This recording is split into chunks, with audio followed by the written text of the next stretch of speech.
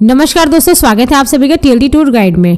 दोस्तों आज की इस वीडियो में हम बात करने वाले भारत के जम्मू कश्मीर राज्य के जम्मू क्षेत्र में कटरा नगर के समीप त्रिकुटा पहाड़ी में स्थित वैष्णो देवी धाम के बारे में कि आप यहां 2024 में कब जाएं, कैसे जाएं, यहां रुकने और खाने पीने की क्या क्या सुविधा है और वैष्णो देवी मंदिर के दर्शन आप कैसे करें और यहां दर्शन करने में घोड़े, खच्चर, पालकी और हेलीकॉप्टर के क्या क्या चार्जेस है और साथ ही वैष्णो देवी माता के दर्शन करने के बाद आप यहाँ कहाँ घूम सकते हैं। तो ये पूरी A to Z complete information आज मैं आप सभी को वीडियो में दूंगी और वीडियो के अंत में ये भी बताऊंगी कि आपका वैष्णो देवी के दर्शन करने और आसपास की जगहों को घूमने में कुल कितना खर्चा लग सकता है। तो इसलिए इस वीडियो को बिना स्किप किए पूरा अंत तक जरूर देखिएगा ताकि आपको वैष्णो देवी यात्रा से रिलेटेड पूरी कंप्लीट इन्फॉर्मेशन मिल सके। तो चलते वीडियो को स्टार्ट करते हैं और बात करते हैं वैष्णो देवी धाम की। माता वैष्णो देवी मंदिर देश के पवित्र धार्मिक स्थलों में से एक जम्मू में कटरा से लगभग 13 किलोमीटर की दूरी पर त्रिकुटा पर्वत पर बसा लगभग 5200 फीट की ऊंचाई पर स्थित है। हिंदू मान्यताओं के अनुसार भारत के 108 शक्तिपीठों में से एक वैष्णो देवी मंदिर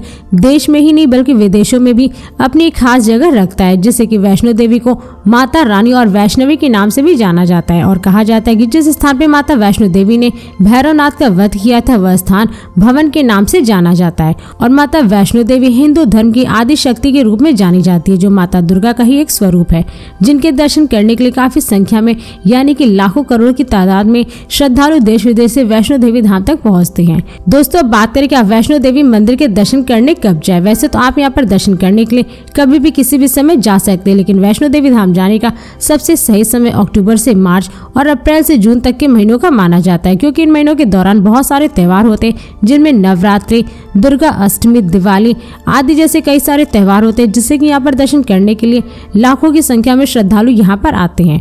और दोस्तों अगर आप यहाँ मानसून के समय दर्शन करना चाहते हैं तो मानसून के समय में यहाँ पर दर्शन करने से बचना चाहिए, क्योंकि मानसून के दौरान वैष्णो देवी की चढ़ाई करते समय आपको रास्ते में बहुत सारी प्रॉब्लम को देखना पड़ सकता है, जैसे कि अचानक से पत्थरों का गिरना, पैर स्लिप करना, बारिश में भीगना आदि जैसे लैंडस्लाइड प्रॉब्लम हो सकते हैं। मगर ये आपके ऊपर डिपेंड करता है कि आप वैष्णो देवी मंदिर के दर्शन करना कब चाहते हैं।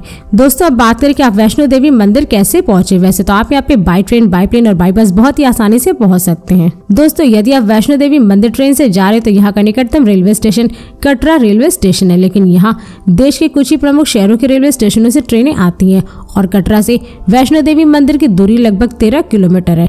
और हाँ, यदि आपको कटरा के लिए डायरेक्ट ट्रेन ना मिले तो आप जम्मू तवी रेलवे स्टेशन के लिए भी ट्रेन की सुविधा ले सकते हैं, क्योंकि यह रेलवे स्टेशन देश के विभिन्न शहरों के रेलवे स्टेशनों से रेल मार्ग द्वारा काफी अच्छी तरीके से जुड़ा हुआ है, जिससे कि आप दिल्ली, वाराणसी, चंडीगढ़, बेंगलोर, चेन्नई और मुंबई आदि जैसे शहरों के रेलवे स्टेशन से आप ट्रेन पकड़ करके आप direct Jammu Tawi railway station तक पहुंच जाएंगे। और इस रेलवे स्टेशन से कटरा की दूरी लगभग 50 किलोमीटर है, जिसे आप बाई बस, ट्रेन या शेयरिंग टैक्सी के थ्रू पूरा कर सकते हैं। और अगर आप जम्मू तवी रेलवे स्टेशन के बाहर से कटरा के लिए बस लेते हैं तो उसका चार्ज लगभग 100 से 150 रुपए पर पर्सन होता है और शेयरिंग टैक्सी का चार्ज लगभग 200 से 300 रुपए तक होता है। और दोस्तों यदि आप वैष्णो देवी मंदिर फ्लाइट से जा रहे हैं तो यहाँ का नजदीकी एयरपोर्ट जम्बू एयरपोर्ट है, जो कि देश के विभिन्न प्रमुख शहरों के एयरपोर्टों से एयरलाइंस के द्वारा काफी अच्छी तरीके से जुड़ा हुआ है, जैसे कि आप दिल्ली, श्रीनगर, वाराणसी, कोलकाता, बेंगलोर और चेन्नई आदि जैसे शहरों के एयरपोर्टों से फ्लाइट पकड़ करके आप डायरेक्ट जम्मू एयरपोर्ट तक पहुंच जाएंगे। और इस एयरपोर्ट से कटरा की दूरी लगभग 49 किलोमीटर है, जबकि भवन की दूरी लगभग 63 किलोमीटर है, जिसे आप बाई बस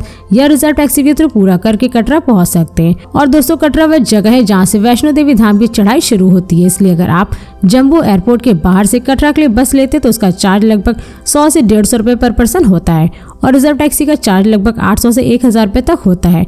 और हाँ दोस्तों, अगर आपको जम्मू एयरपोर्ट के लिए डायरेक्ट फ्लाइट ना मिले तो आप पठानकोट एयरपोर्ट के लिए भी फ्लाइट की सुविधा ले सकते हैं, क्योंकि ये एयरपोर्ट भी देश के छोटे बड़े एयरपोर्टों से एयरलाइंस के द्वारा काफी अच्छे तरीके से जुड़ा हुआ है। और पठानकोट एयरपोर्ट से कटरा की दूरी लगभग 160 किलोमीटर है और भवन की दूरी लगभग 174 किलोमीटर है। और दोस्तों यदि आप वैष्णो देवी धाम बस से जाना चाहते हैं तो यहाँ के लिए आपको डायरेक्ट बस दिल्ली, वाराणसी, चंडीगढ़, मुंबई और जम्मू, पठानकोट आदि जैसे शहरों से डायरेक्ट बस की सुविधा मिल जाएगी, जिससे कि आप इन शहरों से बस पकड़ करके डायरेक्ट कटरा पहुंच सकते हैं। इसके साथ ही अगर आप वैष्णो देवी धाम अपने निजी वाहन, कार या बाइक से जाना चाहते तो आप यहाँ पर बहुत ही आसानी से पहुंच सकते हैं, क्योंकि जम्मू में स्थित वैष्णो देवी धाम की सड़कें देश के विभिन्न शहरों से सड़क मार्ग द्वारा काफी अच्छी तरीके से जुड़ी हुई है। और साथ ही यहाँ के रास्तों में आपको जगह जगह पर कई सारे होटल, रेस्टोरेंट, पेट्रोल पंप आदि जैसे अनेक प्रकार की सुविधाएं देखने को मिल जाएंगी, जिससे कि आप रास्ते में खाते पीते हसीन वादियों को देखते हुए मौज मस्ती करते हुए वैष्णो धाम तक पहुंच जाएंगे। तो दोस्तों, कटरा पहुंचने के बाद आपको यहाँ वैष्णो देवी धाम की यात्रा शुरू करने से पहले पंजीकरण करवाना अनिवार्य होता है। और यह पंजीकरण कटरा में बने बस स्टैंड के पास त्रिकुटा भवन, रेलवे स्टेशन और तारकोट मार्ग में बने अधिकारिक कार्यालय से बनवा सकते हैं, जिसमें आपको RFID कार्ड दी जाती है, जो यात्रा के दौरान मान्य होता है। और हाँ, यदि आप लाइन में नहीं लगना चाहते तो आप इस यात्रा का पंजीकरण को श्री माता वैष्णो देवी श्राइन बोर्ड की आधिकारिक वेबसाइट से भी करवा सकते हैं। और यदि आप इस यात्रा का पंजीकरण नहीं करवाना चाहते तो आपको बाणगंगा चेक पोस्ट से आगे जाने नहीं दिया जाएगा, जिससे कि आप माता वैष्णो देवी के दर्शन करने में असमर्थ हो जाएंगे। इसलिए कटरा पहुंच करके आप इस यात्रा पर्ची को जरूर बनवाएं, जिससे कि आप माता वैष्णो देवी के दर्शन कर सकें। और दोस्तों, जम्मू से मोबाइल नेटवर्क काम करना बंद कर देता है, क्योंकि जम्मू में केवल पेड पोस्ट सिम कार्ड ही काम करती है। इसलिए यदि आप घर से फोन के जरिए जुड़े रहना चाहते हैं तो कटरा पहुंचते ही आप यहाँ आधार कार्ड के जरिए सिम कार्ड ले सकते हैं। और यहाँ पर सिम कार्ड आपको 350 रुपए में अनलिमिटेड कॉल और 1 GB डाटा प्रति डे के हिसाब से मिल जाएगा।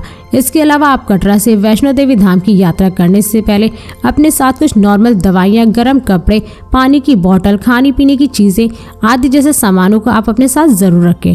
और अगर आप मानसून के सीजन में जा रहे हैं तो रेनकोट और छाता अपने साथ लेकर के जरूर जाएं। दोस्तों, अब बात करें कि आप कटरा में अपना स्टे कहाँ बनाएं। वैसे तो यहाँ पे स्टे करने के लिए आपको कटरा रेलवे स्टेशन के आसपास बहुत सारे धर्मशाला होटल मिल जाएंगे, जिन्हें आप 300 से 1500 रुपए में बुक करके स्टे कर सकते हैं। इसके साथ ही यदि आप चाहे तो यहाँ पे स्टे करने के लिए माता वैष्णो देवी श्राइन बोर्ड की तरफ से अपने रूम की बुकिंग www.matavaishnodevi.org से करवा सकते हैं। मगर ये आपके ऊपर डिपेंड करता है कि आप वैष्णो देवी में स्टे करने के लिए किस टाइप का रूम बुक करना चाहते हैं।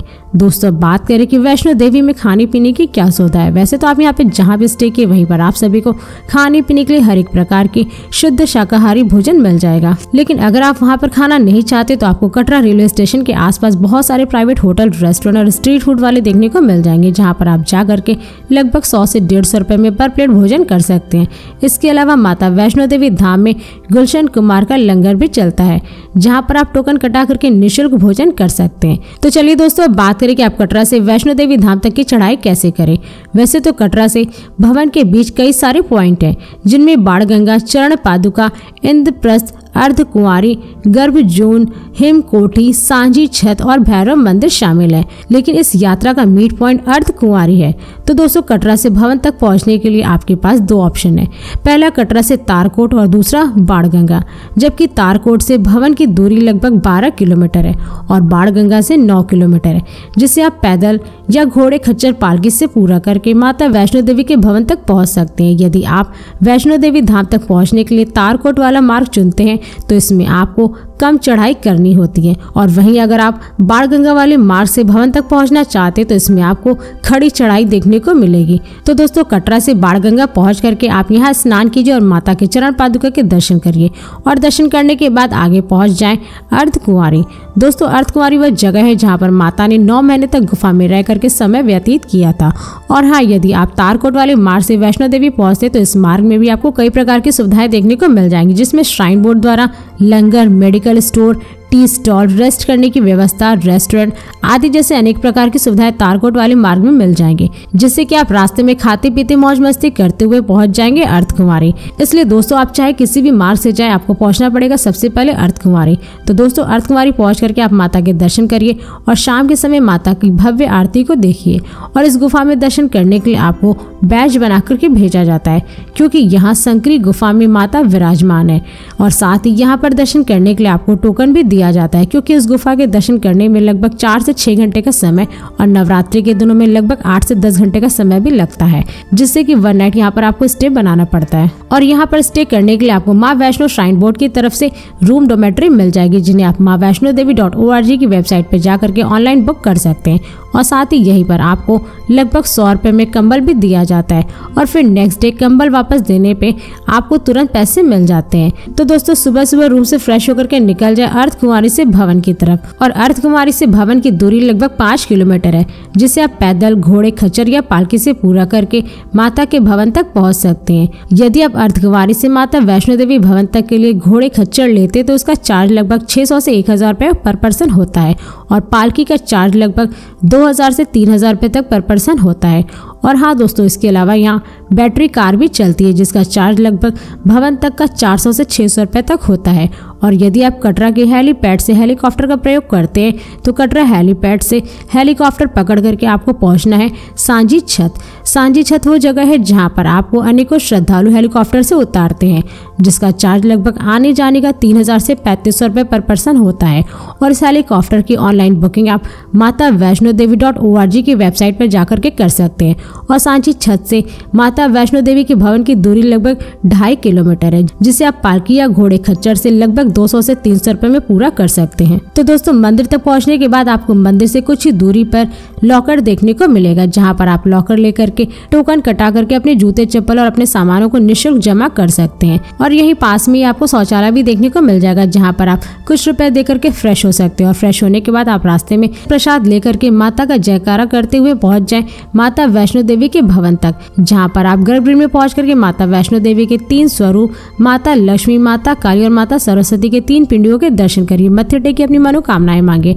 और दर्शन करने के बाद आप निकल जाए गर्भगृह से बाहर। तो दोस्तों गर्भगृह से बाहर आने के बाद आप यहाँ से लगभग 2 किलोमीटर की दूरी पर निकल जाएं बाबा भैरवनाथ जी के दर्शन के लिए, क्योंकि ऐसा माना जाता है कि भैरव बाबा के दर्शन के बिना माता वैष्णो देवी की यात्रा अधूरी मानी जाती है। इसलिए जो भी श्रद्धालु माता वैष्णो देवी के दर्शन करने जाते हैं तो वे बाबा भैरव जी के दर्शन जरूर करते हैं, जिससे कि उनकी वैष्णो देवी की यात्रा पूरी हो जाती है। और दोस्तों बाबा भैरव के दर्शन करने के लिए यहाँ रोपवे की भी सुविधा उपलब्ध है, जिसका चार्ज लगभग 100 से 200 रुपए पर पर्सन लगता है। तो दोस्तों भैरव मंदिर तक पहुंचने के बाद आप भैरव बाबा के दर्शन करिए, अपनी मनोकामनाएं मांगे। और यहाँ दर्शन करने के बाद अगर आप चाहे तो 1 डे 1 नाइट का स्टे बना करके माता वैष्णो देवी के भवन के आसपास रुक सकते हैं, क्योंकि यहाँ पर भी आपको रूम maavaishnodevi.org की वेबसाइट पर मिल जाएंगे, जिन्हें आप ऑनलाइन बुक करके यहाँ पे स्टे कर सकते हैं। और यहाँ के आसपास के कुछ प्रमुख जगहों को भी घूम सकते हैं, जिनमें नौ देवी केव टेम्पल, सुल्ला पार्क, भूमिका मंदिर कटरा, रघुनाथ टेम्पल, शालीमार पार्क, जित्तो बाबा मंदिर, शिवखेड़ी गुफा आदि जैसे वैष्णो देवी भवन के आसपास घूमने की जगह है, जहाँ पर आप सभी घूम सकते हैं। और यहाँ पर घूमने के बाद यदि आप जम्मू कश्मीर, श्रीनगर, पहलगाम, गुलमर्ग और अमरनाथ जैसी जगहों पर घूमने का प्लानिंग कर रहे हैं तो हमारी पिछली वीडियो को देख करके आप अपनी यात्रा को और भी आसान बना सकते हैं। दोस्तों अब बात करें कि आपको वैष्णो देवी धाम के दर्शन करने और आसपास की जगहों को घूमने में कुल कितना खर्चा लग सकता है। वैसे तो वैष्णो देवी के दर्शन करने और आसपास की जगह को घूमने में आपको कम से कम 4 डे 3 नाइट का ट्रिप प्लान जरूर करना चाहिए, क्योंकि इन 4 दिनों में आप वैष्णो देवी के दर्शन और आसपास की जगहों को काफी अच्छी तरीके से घूम लेंगे। इसलिए अगर आप वैष्णो देवी यात्रा के लिए 4 डे 3 नाइट का ट्रिप प्लान करते हैं तो इसमें आपका कुल खर्चा लगभग 8000 से 10,000 रुपए पर पर्सन लग सकता है। मगर ये सारे खर्चे आपके पर ही डिपेंड करते हैं, क्योंकि आप वैष्णो देवी धाम की यात्रा दर्शन कैसे करेंगे, यहाँ क्या क्या खरीदेंगे और कहाँ कहाँ घूमेंगे और किस प्रकार का आप यहाँ पे स्टे करने के लिए रूम लेते हैं और वैष्णो देवी धाम की यात्रा आप किस राज्य और शहर से कर रहे हैं, तो ये सारे खर्चे आपके पर ही डिपेंड करते हैं। तो दोस्तों इस वीडियो को यहीं पर समाप्त करते हैं और यदि ये वीडियो आप सभी को पसंद आई तो इस वीडियो को लाइक करें और चैनल को सब्सक्राइब जरूर करें। इसके साथ ही बेल आइकन जरूर दबाएं ताकि मेरी नई नई वीडियोस आपके पास सबसे पहले पहुंचे। तो फिर मिलते हैं नेक्स्ट वीडियो में। धन्यवाद।